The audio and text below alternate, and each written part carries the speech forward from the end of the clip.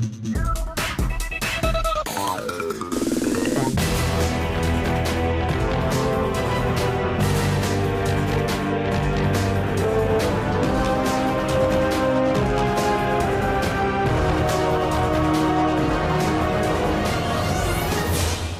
up YouTube, Dow here from Zephyr Games, bringing you, as you guys requested, the test hand video for, of course, DDDs. Now I've put the profile up and I'll link it in the description down below so you can see the exact list that we are testing out today.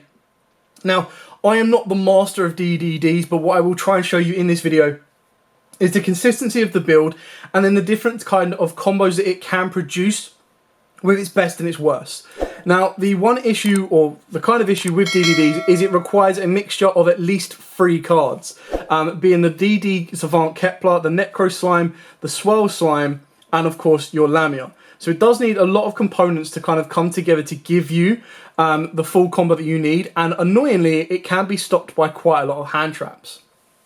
So that's one thing to keep in mind. It does not take away how good the deck is, and it can produce some insanely powerful boards and disruptions. So with all of that out of the way, please smash that like button, hit that notification bell and subscribe so you do not miss out on any more upcoming content from the channel.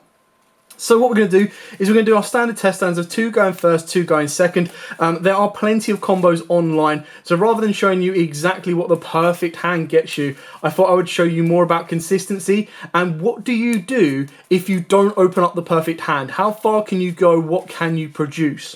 So after a very decent shuffle and a good old cut, our first test hand of 5 will be 1, 2, 3, 4 and 5.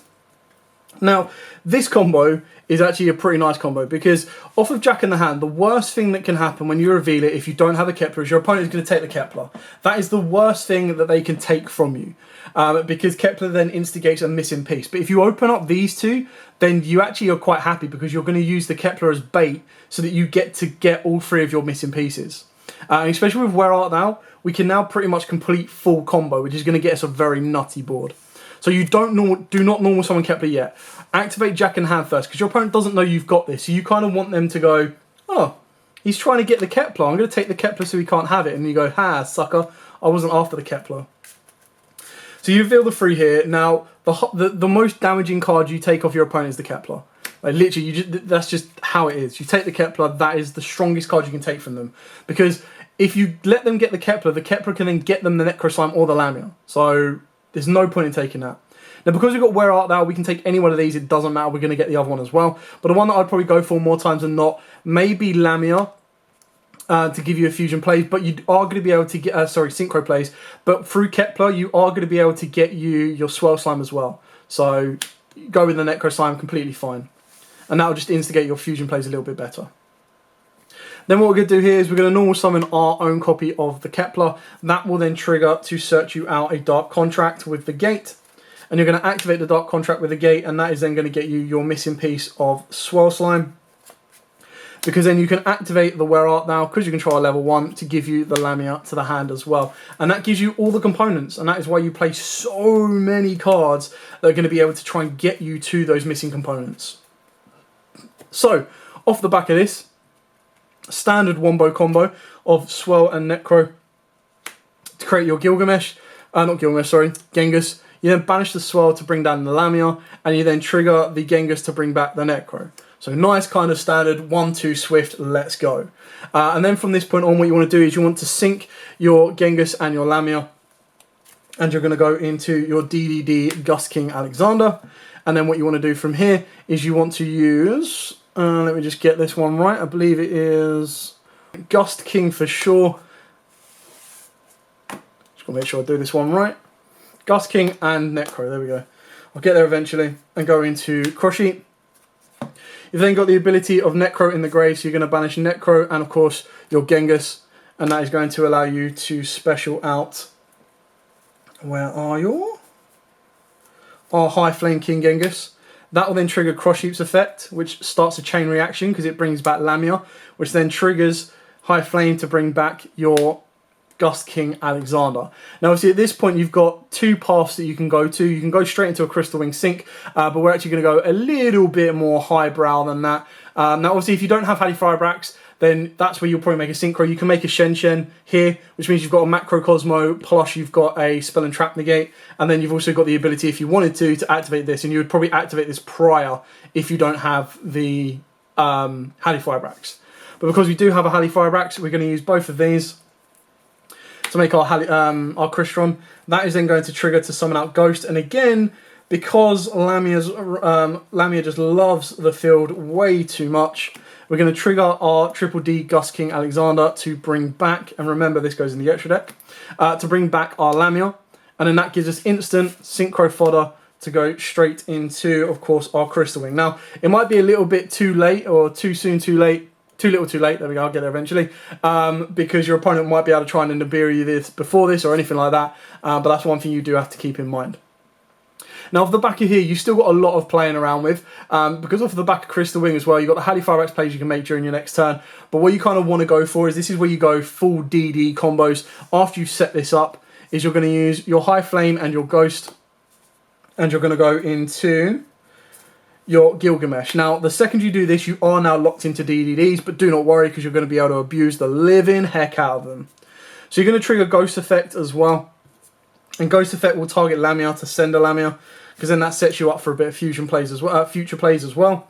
And then of course you're going to trigger your good old Gilgamesh effect to set your scales of Ragnarok and your scales of Apocalypse, once I get the graveyard out of the way.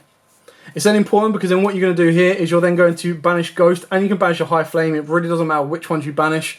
You can even banish a second copy of Lamia to bring out your Chaos King Apocalypse.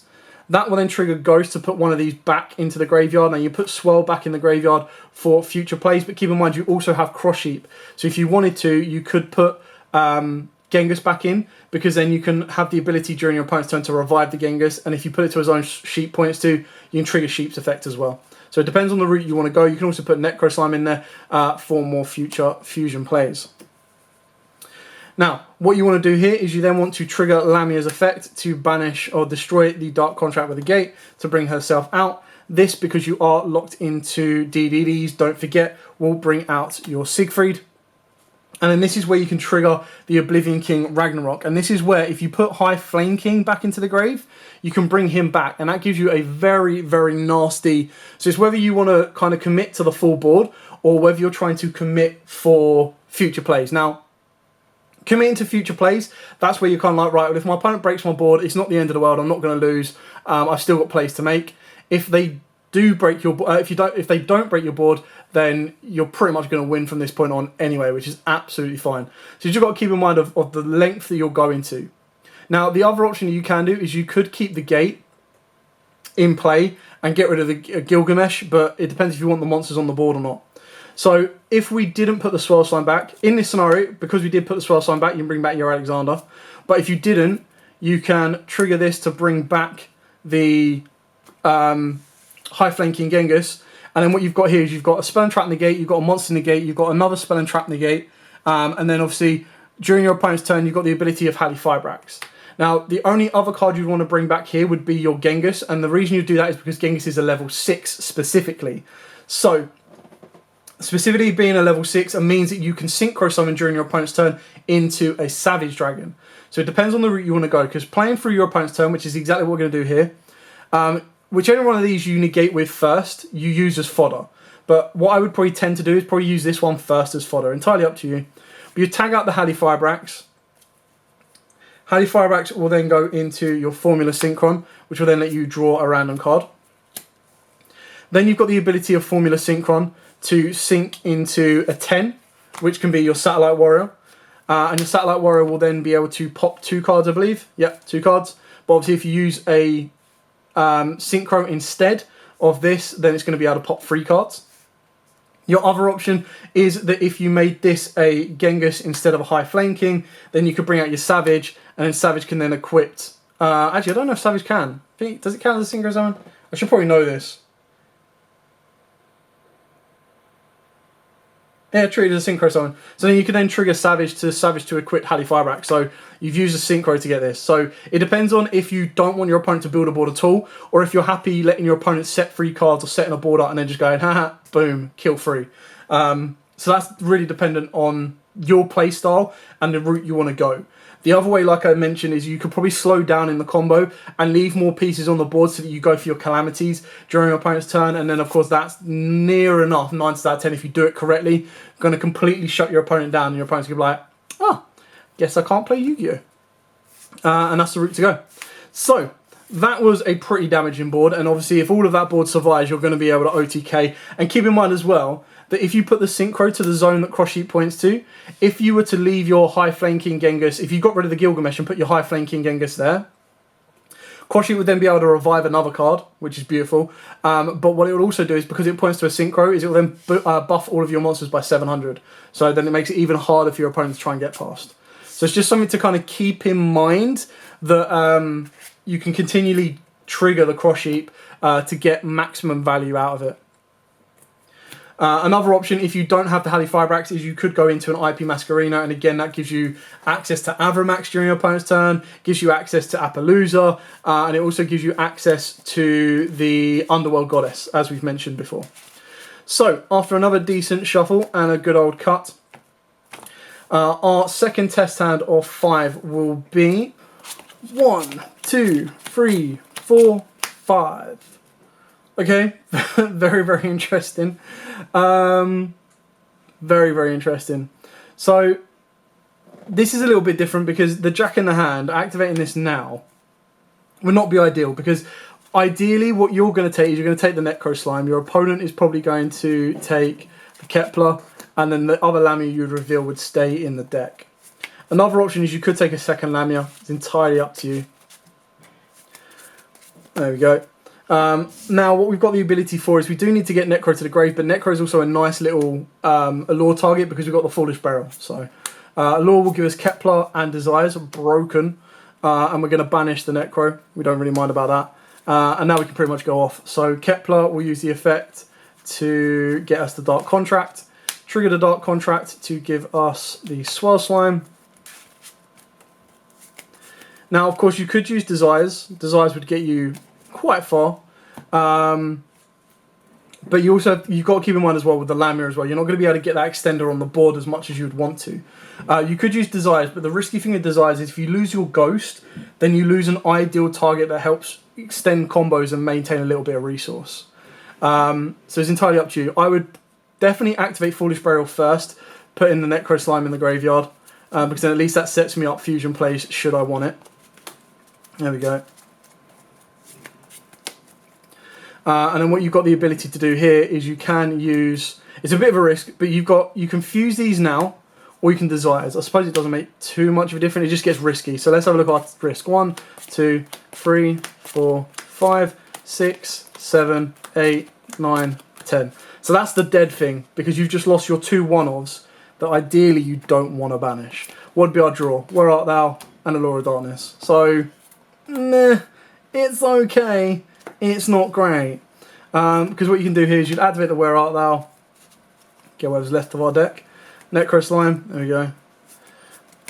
You need to win this turn because you've now got like no deck left. So you're going to activate Swirl and Necro.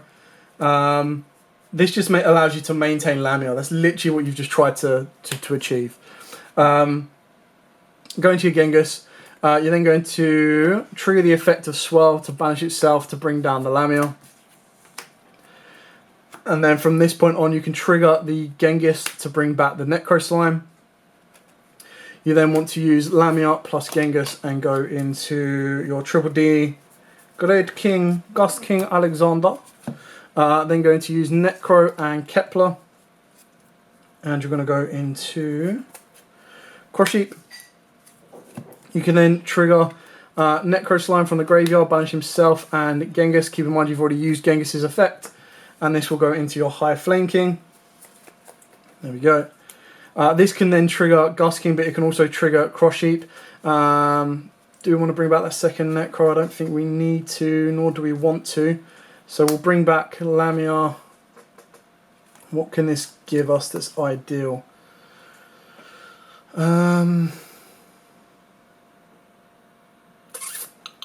Suppose we could. I'm just trying to think where this can then lead us. So if we then use Lamia plus, and again, keep in mind we haven't used either of these. Sorry, no, we did. We've just used this effect. So we haven't used this effect yet. So we use Necro and Lamia and go into Hadi Fibrax. And then use this. And then this is where it gets sticky because you have to special the Lamia off of Hadi Fibrax. You can't special the Ghost, which will then trigger to bring back, if we want to, I don't want to trigger it back, to be honest. I think what I'm going to do here is I'm actually going to do this a little bit differently. So I'm going to sync those two, and we're going to go into Siegfried to then trigger this effect to bring back the Gust King, which then allows us to use Lamia's effect, which can send the Dark Contract to bring herself back. Now, there's no point in going for Gilgamesh because obviously the two scales aren't going to be ideal for you. So you now have the ability to, again, don't really want to be going for Boral Savage because you haven't got anything in the graveyard. So what you can do is you can go into Savage. There we go. Your other option is, again, you could go IP Masquerena, but you do need a free zone, so you would need to use this. But even then, passing on this board is not bad. Like, when you consider it, you've got a Monster Negate there, you've got Spell and Trap Negate there, you've got Spell and Trap Negate there. And again, the exact same kind of rules apply. Is that during your opponent's turn, you trigger Crystron Hadi Fibrax and you bring yourself out a Formula Synchron. Now, nothing says you have to instantly use Formula Synchron, so it's entirely up to you, but you draw a card here.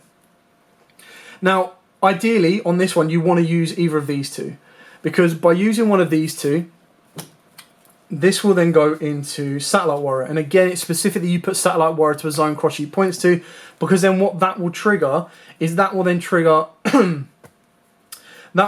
Cross Sheep's effect. Not only do these get boosted by 700, and of course, this is already being boosted by 3k, but it's also going to allow you to revive a level 2 or lower. So that will then allow you to bring back your Formula Synchron. Now, if this wasn't High Flame and was just normal Genghis, that's where you could then use your Formula Synchron to sync into something a little bit more spicy. So it is just a route of play that you want to be looking at, because then that will allow you to go into a Savage Dragon and you've basically just replaced your negates. But keep in mind, from this hand, we've ended up negating 1, 2, 3, popping 3, and drawing at least 1. So it does give you a couple of playing around with. And this is where someone mentioned in the comments to me, and I completely agree with, an option for the Formula Synchron, if you're not stuck with a hand trap, or keep in mind we've got Ash as well, if you're not stuck on the fact that you can get the draw for this and bring it back to Synchro again, then you can also change this out for a Riser Dragon. And Riser Dragon just means that you can Foolish Burial and adapt your extra deck summons a lot more consistently and a lot more easily. But still, from a hand that we lost our Ghost in, we lost our additional kind of climbs, I don't think it was that bad. I quite like that idea. Again, it's one of them type of decks, and this is probably what's held the deck back so long, is it doesn't have many low-level combos. And what I mean by that is, to get to its max potential, it needs like 3 or 4 cards. But once it gets to those points, it's near unstoppable. So now let's go aggression. Let's go second. Now, we're not going to be able to play for a huge amount, but we are going to have the ability to pretty much cause a lot more issues that we want to be looking for, basically. So, after another decent shuffle and a good old cut, we'll now start going second and be more aggressive. Oh, hello. So, 1, 2, 3, 4, 5, 6. Again, not a bad hand, not the ideal hand, but you do have a lot to kind of play around with. Now, you've not got the ability to play for a lot of negates. That's where your side deck comes in. This deck is predominantly a combo go first, but the boards it produces are strong enough to pretty much rip anything apart. So what you'd probably want to go here is you probably want to deck fin a little bit more. So you'd go Kepler first. Kepler's effect to get you the gate. Where is the gate? There we go, Dark Contract with a gate. Trigger the gates effect. Now, I would honestly go for Swell Slime because it's the one that you can't get off of Where Art Thou. Activate Where Art Thou. That will then give you your Lamia because we have the Foolish Burial, so we have the ability to get Necro Slime to the graveyard, which isn't the end of the world. Now, from this point on, keep in mind you don't actually have to go too major. because you've got the ability, and which is what I'm about to show you here. Here we go. Is we're going to trigger the reasoning. Now, any logical player that knows about playing against DDDs, you're going to call 1. Now, obviously, it's not the end of the world if we do hit a 1, because it's a nice Foolish Burial. If we don't hit a 1, as long as we don't hit... There we go, perfect. The only downside of this is we don't have a monster in the graveyard. The only one that would suck is if we hit Ghost. It's the only time it would suck. Now, what in hindsight... Obviously, you can't guarantee you're going to get Ragnarok, but in hindsight, what you could have done is you could have gone Swirl and Copernicus to make your fusion first. And then when Ragnarok hits the board, you bring another card back. But also keep in mind that with Ragnarok, when you do that effect, I believe, oh no, it's only scale effect, so ignore that bit. But what Ragnarok does have is it does have a nice little pop a card, banish a card. Now, is it just a tribute one of a DD monster? Shame it's a DD monster. Anyway, we're going to activate Foolish Burial. We're going to send a Necro Slime to the graveyard. There we go. We're going to banish the Swirl. Swirl will then bring down the Lamia. Now, all we've kind of got here, and we've got to be very careful on our zones, is we've got a nice addition of Ragnarok. So then we could use Genghis' effect to bring back Copernicus. You can bring back Necro Slime. It really doesn't matter which one you bring back. You've already got the nice full board that you need anyway. Synchro into Gust King Alexander. And then you want to use Kepler plus Slime. And you want to go into Crush Heap. You then want to use Necro in the graveyard with Genghis. Now, I suppose going second, you've got less chance of your opponent burying you, but you've got more chance of getting spanked in another way. So with this, you can trigger Crush Heap's effect to bring back Lamia, and then you can trigger Gust King if you want to bring back Copernicus. Entirely up to you. Depends on the route that you want to go. Again, this is already pretty stonks because you've got a nice negate here with 2800, 2500, and all of these are going to get boosted by 700, which is quite important. So what we're going to do here is, actually we will use this effect because otherwise we're not going to be able to get anything back from the board. So we're going to use these two, and we're going to go into... Oh no, you keep that. Sorry, ignore me on that one. Oh no, you need to get rid of it. Zone placement, oh well. Need to get rid of him to go into this. This will then give us Mr. Ghost. Oh, Mr. Ghost. And what have we got here? We've got 8. That's 12 there, so I need to be 2 less. It's a shame. Keep in mind, you still got Lamia in the graveyard. You still have the ability to get rid of Crush Heap as well. And you also have the ability, keep in mind, that you still have the Underworld of the Goddess. So if you wanted to, and this is just to play with your opponent, you don't like, this isn't an ideal combo, this is just something you can do, is you can go Crush Heap, Ghost, don't even need to tell your opponent, you just go Crush Heap, Ghost, Copernicus, and one of your opponent's monsters. There we go, do all of that. Make your Goddess. Don't even really need to make Kali Firebrax, to be honest, because you're not going to be able to, like, the plan is to kill your opponent this turn, so I'm not even planning to pretty much go anywhere else from this.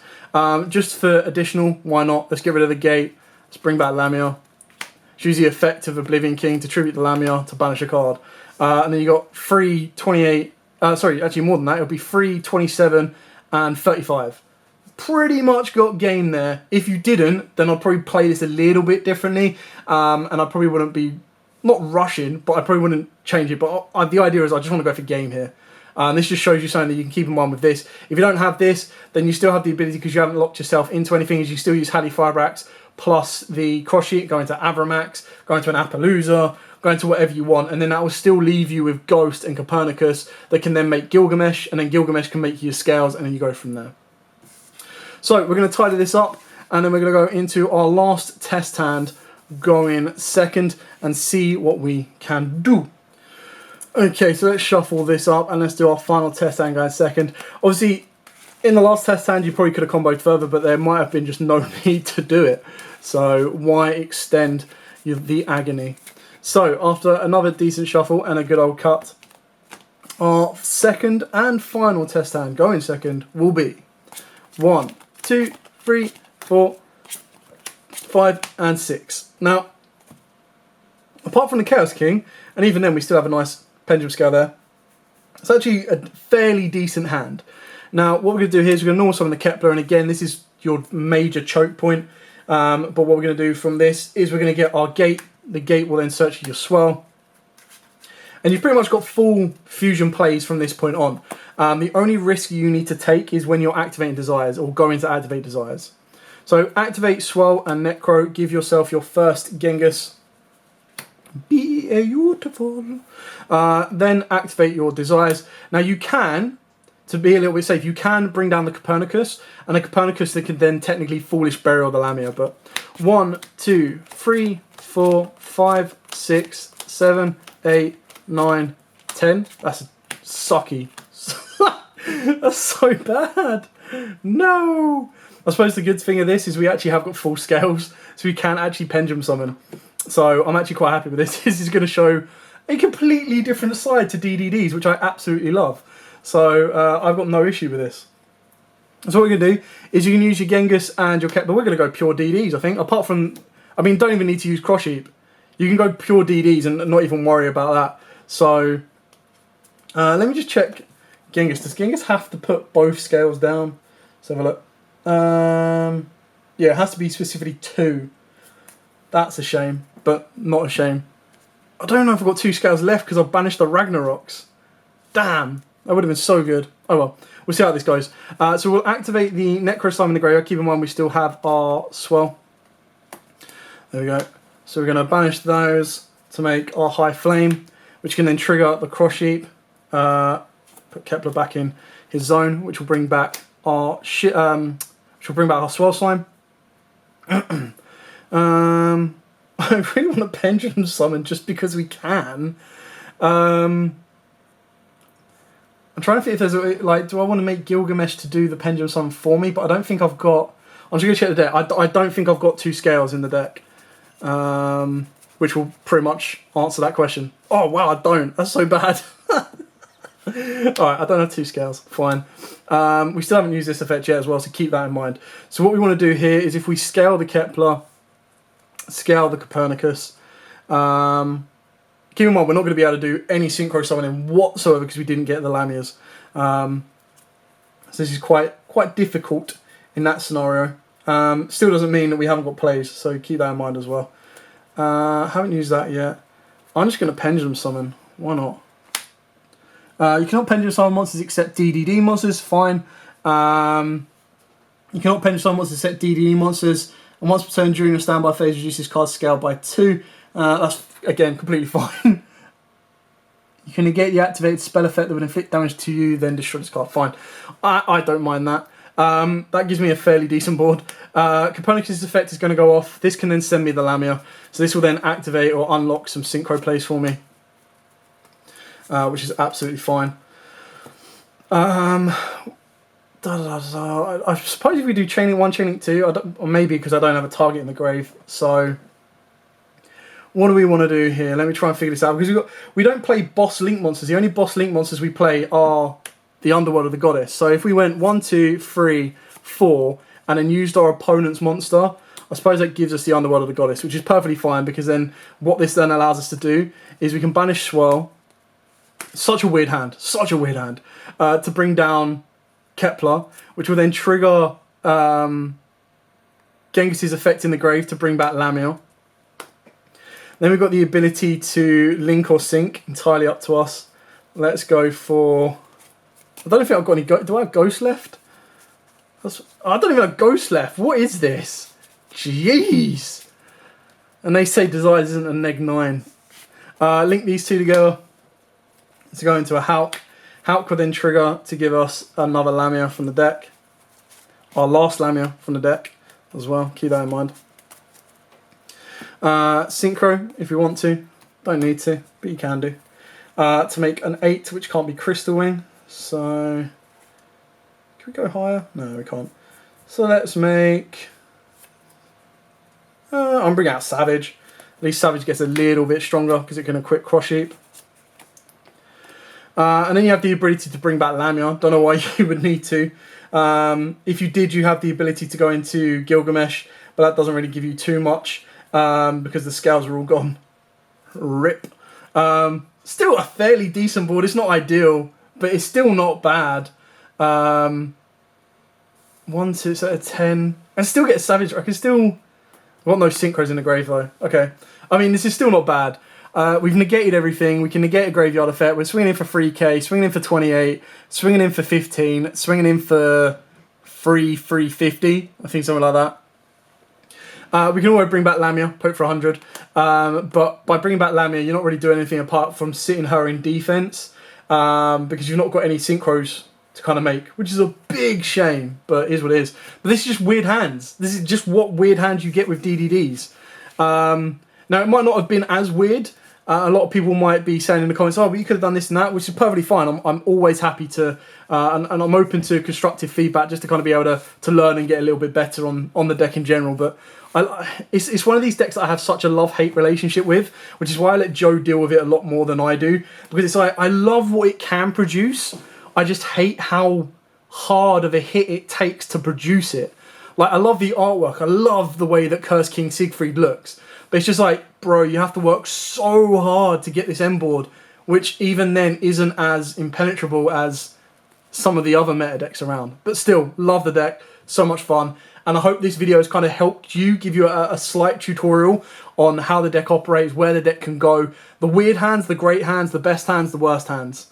Anyway, thank you so much for watching. Don't forget to like, comment, subscribe, share, smash that subscribe button so you do not miss out on any more content coming from the channel.